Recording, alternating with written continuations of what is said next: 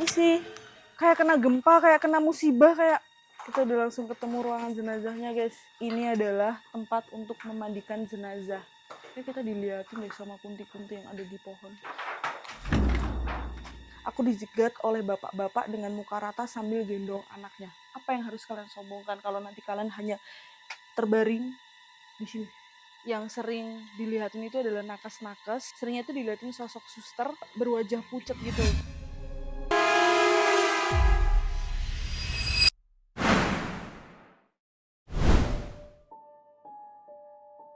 Assalamualaikum warahmatullahi wabarakatuh. Halo semuanya, kembali lagi di video Putri Arika. Akhirnya kita explore lagi. Ini adalah momen yang kalian tunggu-tunggu. Setelah kita melewati bulan suci Ramadan dan juga Idul Fitri, akhirnya kita explore lagi untuk menemani hari-hari kalian. Sebelum kita mulai eksplornya, aku mau mengucapkan minal aidin wal faidin, mohon maaf lahir dan batin, maaf atas kesalahan yang disengaja maupun tidak disengaja. Alhamdulillah kita masih dikasih kesempatan untuk explore guys, untuk menemani hari-hari kalian. Malam ini tepat jam 11 malam, aku berada di salah satu rumah sakit yang ada di Magelang. Dulunya ini adalah rumah sakit yang banyak sekali pengunjungnya. Tapi sangat disayangkan sekarang rumah sakit ini harus kosong terbengkalai sampai sekarang. Kira-kira ini rumah sakit apa? Coba kalian tulis di kolom komentar. Dan ini rumah sakitnya cukup besar. Jadi nanti kita akan explore di setiap ruangannya. Dan yang paling penting kalau di rumah sakit itu adalah masuk ke dalam kamar jenazah. Oke, buat kalian semua jangan skip video ini, tonton video ini sampai akhir karena nanti bakal banyak cerita-cerita yang bakal kita kupas tuntas ceritain ke kalian semua. Kenapa rumah sakit ini bisa terbengkalai? Dan apa cerita mistis di balik megahnya rumah sakit ini? Tonton video ini sampai akhir. Oke, sekarang kita mulai memasuki ke dalam rumah sakit ini. Dan karena rumah sakit ini udah terbengkalai, jadi banyak pintu-pintu, jendela-jendela yang udah hilang.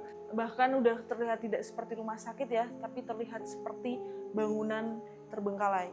Kalian tahu, rumah sakit ini baru terbengkalai kurang lebih 3 tahun. Tapi kalau dilihat dari kondisi bangunannya, ini sudah terlihat seperti puluhan tahun sudah terbengkalai. Namanya sebuah bangunan, kalau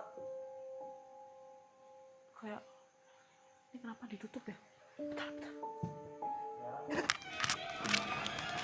Ini sih. Ada orang. Ternyata bukan sosok astral, melainkan bapak penjaga yang sedang tidur di rumah sakit ini. Bener kan? Tadi aku ngerasa kayak di sebelah kanan tuh ada sosok gitu. Ternyata itu adalah sosok manusia, Pak Joko yang menjaga rumah sakit ini. Aku emang nggak ketemu ya, tapi akhirnya ketemu karena tadi Pak Joko tuh lagi tidur di situ dan Pak Joko jaga rumah sakit ini yang udah kosong terbengkalai sendirian. Tadi kata Pak Joko, ya dia awalnya takut tapi karena dia memegang 3 surat, ayat kursi, Al-Fatihah sama surat pendek itu membuat dia tenang dan berani tinggal di dalam rumah sakit terbengkalai ini. Aku tuh kerasa kayak ada orang entah mereka yang tidak terlihat di sebelah kanan. Tri kaget, kan udah ada suara kan? Ada dengar, Nah, Pak Joko tuh bangun tidur gitu guys. Oke, aman. Ini walaupun baru terbengkalai 3 tahun, tapi bangunannya seperti udah puluhan tahun terbengkalai ya. Seperti yang kita tahu, namanya sebuah bangunan, kalau tidak ada manusianya, tidak ada nyawanya, itu pasti cepat sekali rusak dan juga lembab. Coba deh, kalian punya rumah, tapi dikosongin. Nggak usah puluhan tahun, berminggu-minggu, pasti hawanya udah beda. Karena ketika tempat kosong, bangunan kosong, itu jadi tempatnya mereka yang tidak terlihat. Oke, ini dulunya adalah ruang tunggu pasien ya. Walaupun udah terlihat tidak seperti rumah sakit, tapi lorong-lorongnya tetap mengingatkan kita pada rumah sakit. Dan kalau ngomongin rumah sakit, pasti banyak sekali cerita-cerita mistis di dalamnya. Kebetulan aku juga udah megang beberapa cerita-cerita dari pasien yang dulunya pernah berobat di rumah sakit ini. Pasti kalian penasaran kan? Kisah-kisah itu kalian harus nonton video ini sampai akhir. Dan goalsnya nanti adalah aku bakalan ngevlog, bakalan cerita tentang pengalaman horor seorang dokter di dalam kamar jenazah. Oh ini mungkin dulunya itu adalah ruangan-ruangan obat guys. Nih wajib double check gitu. Saat pengambilan obat, saat terima obat, dan saat memberikan kepada pasien. Dan ini adalah beberapa nama obat-obat, ada obat oral, obat injeksi, larutan konsentrat. Ini mungkin buat nakes-nakes pasti paham sih. Cuman buat aku yang bukan nakes ya nggak paham sih. Yang aku tahu cuman Bodret, Paramek, Demakolin, terus obat batuk ya kan, Antangin. Ini apa nih? Oxoticin, Cervas, Recordil, nggak tahu. Nah mungkin ini dulunya ruangan-ruangan obat, karena dulunya ya guys, walaupun ini di Magelang, which is di kampung halamanku sendiri, tapi aku nggak pernah kesini dan belum pernah kesini gitu. Padahal dulu ya nenekku tuh langganan rumah sakit loh, RST, RSU, Harapan, tapi nggak pernah kesini. Coba sebutin rumah sakit yang ada di Magelang. Nah, salah satunya adalah rumah sakit ini. Memang sengaja tidak aku sebutkan nama rumah sakitnya, biar kalian menebak-nebak sendiri aja. Aku bakal ngasih tahu ke kalian alasan kenapa rumah sakit ini terbengkalai, tapi nanti ya kita explore dulu. Di sini ada kamar mandi ya, ada 2 kamar mandi yang sangat kecil ini, dan entah kenapa ya, kok semua pintunya, semua jendelanya tuh hilang gitu, entah diambil sama sang pemiliknya atau oknum-oknum yang memang tidak bertanggung jawab gitu, kita nggak ada yang tahu. Oke, kita lanjut ke ruangan lain ya, yang dimana melewati lorong. Rumah sakit kalau nggak ada lorongnya itu belum afdol. Ini ada sekat-sekat, ini agak horor nih. Sekat-sekat gini tuh takutnya tiba-tiba ada nongol kepala aja atau bayangan tuh lari sih aku. Ini kalau pagi pasti pemandangannya bagus sih buat sirkulasi udara gitu ya. Ini sawah guys, ini luarnya langsung sawah dan pepohonan. Tapi serem juga ya karena gelap banget. Tuh, gelap banget. Nggak kelihatan kan di kamera? Tuh. Rumah sakit ini dikosongkan karena mengalami sebuah permasalahan internal yang mungkin sebagian masyarakat Magelang itu mengetahui permasalahan ini. Jadi rumah sakit ini menyalahgunakan dana BPJS sebanyak 29 miliar. Katanya pemilik dari rumah sakit ini akan bertanggung jawab membayar semuanya. Tapi entah kenapa rumah sakit ini jadi kosong terbengkalai sampai sekarang. Sebenarnya sangat disayangkan sih rumah sakit ini harus kosong terbengkalai, karena rumah sakit itu adalah tempat masyarakat untuk menyerahkan hidupnya antara hidup dan mati gitu, berharap untuk kesembuhan sakitnya gitu kan. Tapi ternyata rumah sakit ini tidak bisa survive sehingga harus kosong terbengkalai sampai sekarang. Dan kalau ngomongin rumah sakit ya guys, bangunan rumah sakit itu sudah menjadi saksi bisu tangisan semua orang-orang. Orang yang mau meninggal, orang yang mau sembuh dari penyakitnya, orang yang kehilangan orang tuanya, orang tua yang kehilangan anaknya. Rumah sakit itu sudah menjadi saksi bisu kesedihan dan harapan dari manusia-manusia yang datang ke rumah sakit. Rumah sakit, bandara, terminal itu adalah tempat penuh harapan dan juga tangisan. Ini udah bagian ke belakang. Rasanya tuh adem sama anyep aja datang ke sini. Tapi aku nggak ngerasain energi-energi negatif. Kayak rasanya ya biasa aja gitu. Tapi yang nggak tahu nanti kalau semakin dalam, semakin ke belakang. Cuman aku rasanya di sini adem, anyep, belum merasakan energi-energi negatif, tabrakan-tabrakan energi yang menguras energiku belum. Tapi ya kita nggak tahu nanti ketika jam 12 malam. Kita udah di bagian belakang rumah sakitnya, yang ternyata di bagian belakang rumah sakitnya energinya semakin beda sama yang depan. Buat kalian yang sering datang ke tempat terbengkalai mungkin bakalan relate sama apa yang aku omongin, kalau energi di setiap ruangan tempat terbengkalai itu beda-beda.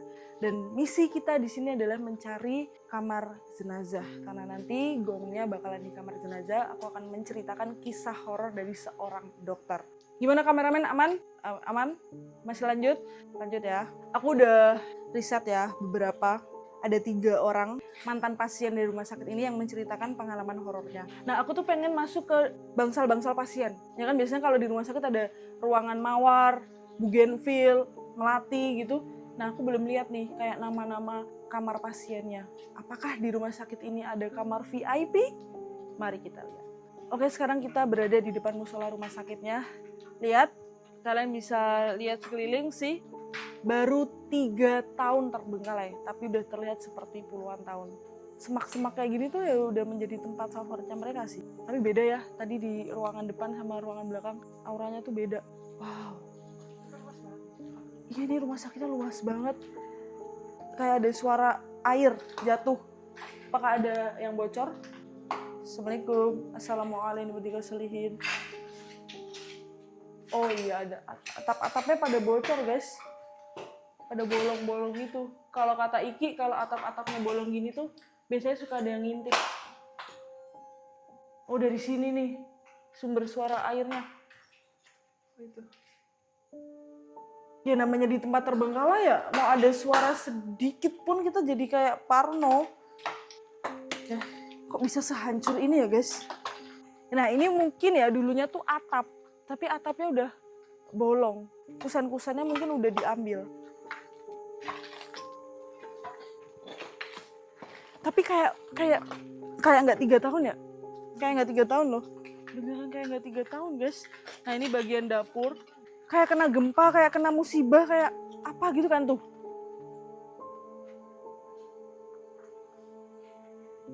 Guys, bentar. Apakah di ujung sini?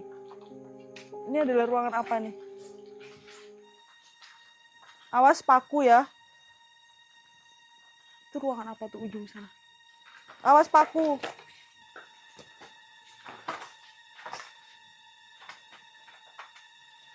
Oh iya tahu. Iya. Itu ada tempat buat mandinya. Kita udah langsung ketemu ruangan jenazahnya guys. Ini ada pengakuan dari Kak Banat, dia bilang gini, tetanggaku dulu kerja di rumah sakit itu Kak, terus beberapa barang dari rumah sakit itu dibawa pulang karena tahu kalau rumah sakit itu bakal tidak beroperasi lagi. Salah satu barang yang dibawa pulang itu boneka. Nah bonekanya itu dimainin di kali, terus orang-orang di kampungku tuh sering lihat hantu. Katanya hantunya tuh pakai baju putih, rok putih kayak semacam suster. Oh jadi waktu rumah sakit ini mengalami kebangkrutan, jadi kayak dijarah gitu loh guys, kayak semua boleh ngambil barang-barang yang ada di dalam rumah sakit ini. Makanya baru 3 tahun tapi udah terlihat seperti puluhan tahun terbengkalai kan. Dan ini adalah ruangan jenazahnya. Itu ruangan apa ya ini?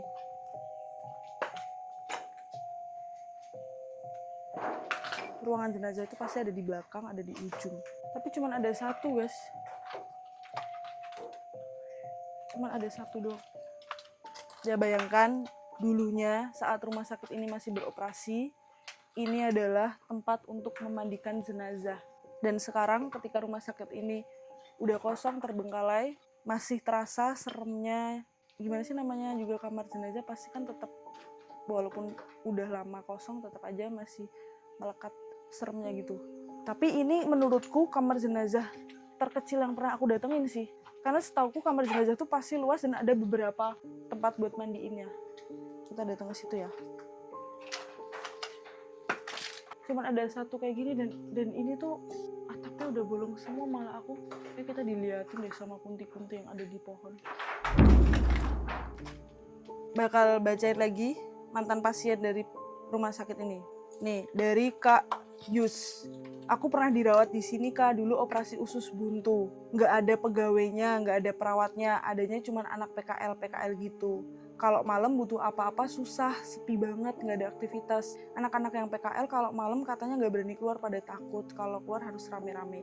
Aku juga dengar-dengar di tahun 2022 rumah sakit ini tuh cuman ada dokter 1, perawat 1, dan sisanya tuh adalah anak-anak PKL. Ya itu sangat menyedihkan dan memprihatinkan lah dengan rumah sakit sebesar ini dan dulu pamornya sebesar itu. Branding rumah sakit ini dulu sangat bagus, bangunannya juga sangat besar, tapi cuma ada 1 dokter. Jadi ketika pasien yang memang benar-benar kesakitan yang ingin berobat ke rumah sakit ini jadi nggak bisa. Nah mungkin itu juga jadi salah satu alasan kenapa rumah sakit ini jadinya terbengkalai, karena sepinya pengunjung. Kayak gitu guys. Ini langsung dari mantan pasien nih. Ada lagi, aku bacain lagi ya, satu lagi. 2025 di bulan Juni. Dia ngomong kalau minggu kemarin di jam 3 pagi pas lewat depan rumah sakit ini, aku dijegat oleh bapak-bapak dengan muka rata sambil gendong anaknya. Karena emang jalan menuju ke rumah sakit ini tuh sepi banget ya. Nggak ada toko-toko buka atau nggak ada rumah-rumah gitu. Tapi kalau di belakang rumah sakit ini ada perkampungan. Kalau jalan yang menuju ke rumah sakit ini tuh sepi. Wow, aku nggak expect kalau kamar jenazahnya sekecil ini. Tapi bisa jadi ini cuma buat mandiin aja. Tapi setelah dimandiin dipindahkan di ruangan yang lebih besar lagi. Iya nggak sih? Nggak mungkin kalau kamar jenazah sekecil ini.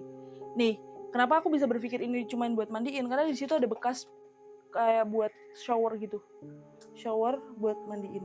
Bayangkan, sesombong apapun kalian, sekaya apapun kalian, sesehat apapun kalian sekarang, sebagus apapun badan kalian sekarang, apa yang harus kalian sombongkan kalau nanti kalian hanya terbaring di sini?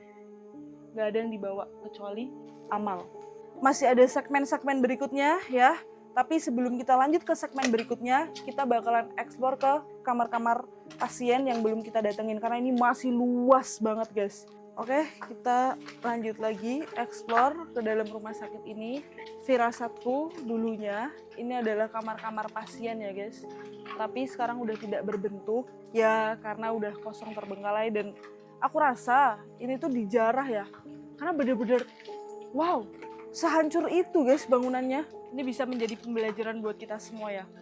Sebanyak harta yang kita punya, sebanyak apapun aset yang kita punya, semuanya itu bisa terbengkalai begitu aja. Ya pasti karena ada sebab dan akibat. Jadi ketika bangunan ini kosong terbengkalai, ya menjadi tempatnya mereka yang tidak terlihat. Para indigo-indigo yang nonton video ini pasti di sini banyak sekali kan yang lagi melihat, mungkin mereka bertanya-tanya mereka ngapain. Mungkin mereka bertanya-tanya aku di sini ngapain, ada keperluan apa atau apapun itu. Area wajib menggunakan masker. Buat kalian yang bertanya-tanya dan penasaran, rumah sakit kalau udah terbengkalai kayak gimana sih? Ya kayak gini. Ruang jaga perawat sama IGD itu biasanya jaraknya agak lumayan jauh. Dan mereka kalau jaga di malam hari itu tidurnya pasti ganti-gantian. Ini adalah kamar operasi. Ini dulu pasti kamar paling steril guys. Ini kamar operasi 2. Recovery room. Ini rumah sakit yang cukup besar pada zamannya. Gila ya, rumah sakit sebesar ini aja bisa terbengkalai. Merinding aku kalau datang ke tempat rumah sakit terbengkalai kayak gini. Sayang gitu, sayang banget. Ini bisa menjadi tempat yang bermanfaat buat masyarakat sekitar, tapi malah hanya menjadi bangunan yang mangkrak. Oke guys, ini adalah segmen aku nge-vlog sendiri ya. Dan tadi aku nanya sama bapak penjaganya, katanya dulu waktu saat masih beroperasi, yang sering dilihatin itu adalah nakes-nakes dan juga pasien yang udah berapa hari nginep di sini gitu. Kalau misal pasien IGD itu nggak pernah dilihatin. Nah, seringnya tuh dilihatin sosok suster, tapi berwajah pucat gitu. Nah, tapi dari tadi aku keliling dari depan ke belakang, udah keliling-keliling, aku nggak ngerasa sosok suster itu ada di sini dan energi negatif itu nggak ada di sini. Justru aku malah ngerasa aman, cuman ya emang hawanya adem anyep nggak enak aja gitu. Tapi tidak ada energi negatif yang ada di sini. Nah kemungkinan namanya rumah sakit ya, mau beroperasi atau tidak beroperasi, pasti ada aja kejadian-kejadian horornya yang entah menyerupai dokter, menyerupai suster atau apapun itu. Tapi yang aku salut adalah Pak Joko jaga rumah sakit ini sendirian, bener-bener literally dia tidur sendirian di deket ruang IGD itu. Wah luar biasa sekali sih keberaniannya. Dan aku juga ucapkan salut banget kepada para nakes yang berani jaga malam, yang berani keliling rumah sakit, di rumah sakit manapun itu. Kalian sih menurutku luar biasa, the best banget sih. Dan buat kalian semua para pasien, kalau kalian takut di rumah sakit atau kalian ngerasa ada yang ngawasin atau apapun itu, nggak apa-apa, itu wajar banget. Yang penting kalian nggak sendiri, kalian bisa berdiskusi dengan teman kalian atau kalian bisa berdoa-doa untuk menenangkan hati kalian. Karena aku yakin banget di setiap rumah sakit itu pasti ada aja kejadian-kejadian yang kita tidak inginkan. Oke, kita akan jalan ke depan dan melakukan segmen selanjutnya. Jadi tungguin video-video Putri Erika.